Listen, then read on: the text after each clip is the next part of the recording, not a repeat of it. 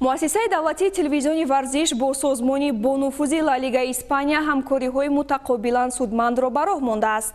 Дар доираи ин ҳамкориҳо бо мақсади тарғиби бозиҳои ла лига дар Тоҷикистон, намояндаи ин созмони бонуфуз дар кишварҳои Осиёи марказӣ Қайс Раҳмонӣ ба муассисаи давлатии телевизиони варзиш ташриф овард. Шарҳи бештари мавзӯъ дар гузориши ҳамкорамон Меҳровари кишвар. муассисаи давлатии телевизиони варзиш солҳост ки бо яке аз бонуфузтарин лигаҳои футболи қораи Аврупо Ла Лига ҳамкории мутақобилан судмандро ба роҳ мондааст. Дар доираи ҳамкориҳои дуҷониба намояндаи расмии Ла Лига дар Осиёи марказӣ Қайс Раҳмонӣ ба телевизиони варзиш ташриф овард. Қайс Раҳмонӣ зимни боздиди нахуст аз шароити техникиву эҷодии ин шабакаи телевизионии варзишӣ ошно шуд. Мақсад аз ҳузури намояндаи футболи Испания ин пеш аз ҳама боз ҳам тақвият бахшидани ҳамкориҳо ва табодули таҷрибаи мутахассисони соҳа маънидод гардид. воқеан ҳамкории Ла Лига ва телевизиони варзиш ки собиқаи 4 сола дорад чанде пеш ба зинаи сифатан нав баромад. ба мисол директори телевизиони варзиш Нориён Парвиз ба кишвари Испания сафар карданд ки бо ӯ мо чанд мулоқоти судманд анҷом додем ва дурномаи ҳамкориро баррасӣ намудем. эшон бо шуъбаҳои қароргоҳи Ла Лига шиносоӣ наздик кард ва маълумоти муфассал роҷеъ ба фаъолияти ҳар кадоме аз онҳо гирифт ки таҷрибаи бадастовардаро метавон дар кишвари Тоҷикистон низ истифода бурд.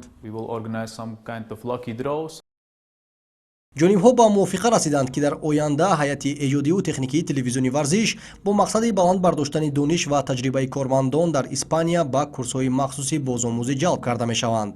Ташаббуси дигари ин ҳамкорӣ дар самти ҷалби сафирони Ла Лига ба монанди Карлес Пуйол, Самуэл Ето, Фернандо Мариентес ва дигарон мебошанд ки аз ин ва баъд чеҳраҳои саршиноси футболи ин мамлакат ба кишвари офтобии мо даъват шуда бо мухлисон аз наздик мулоқот хоҳанд кард.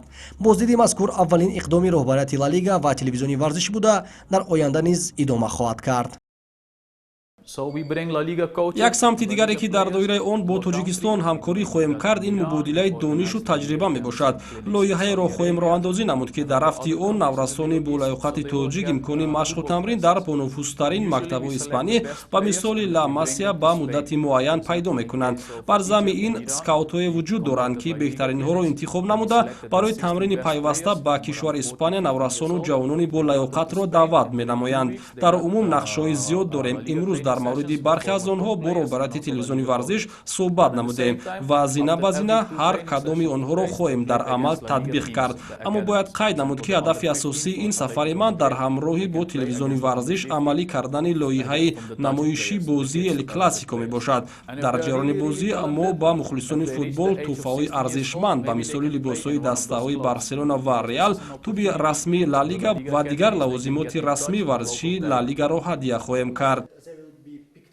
хотиррасон мешавем ки намоиши расмии бозии миёни дастаҳои Реал Мадрид ва Барселона шаби 1 март соати расо 00:55 дар кохи суруш бо иштироки намояндагони расмии Ла Лигаи Испания баргузор мегардад ва дар рафти он тӯҳфаҳои таъсиснамудаи ташаббускорон ба мухлисон ҳадия мегардад. Меҳровари кишвар, Саид Нуриддин Амиршоев, махсус барои барномаи иттилоотии хабар.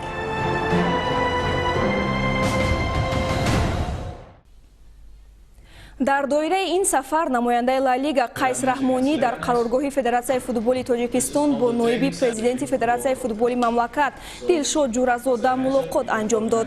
дар вохӯрӣ намояндаи Ла Лига дар кишварҳои Осиёи марказӣ Қайс Раҳмонӣ ба масъулини Федератсияи футболи кишвар вобаста ба имкониятҳои ҳамкориҳои судманди дуҷониба маълумот пешкаш кард.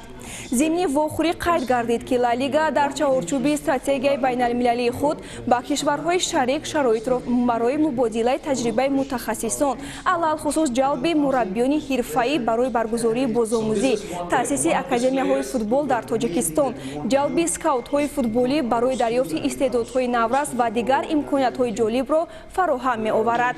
пешниҳод карда шуд ки дар чаҳорчӯби стратегияи мазкур ҷонибҳо сафари ситорагони қаблии Ла Лига аз қабили Карлес Пуйол, Фернандо Мориентес, Луис Гарсия ва дигаронро ба Тоҷикистон дар ояндаи наздик метавон баррасӣ намоянд. вобаста ба масъалаҳои зикршуда ҷонибҳо ба мувофиқа омаданд ки гуфтушунид ва ҳамкориҳоро ҷоннок намоянд.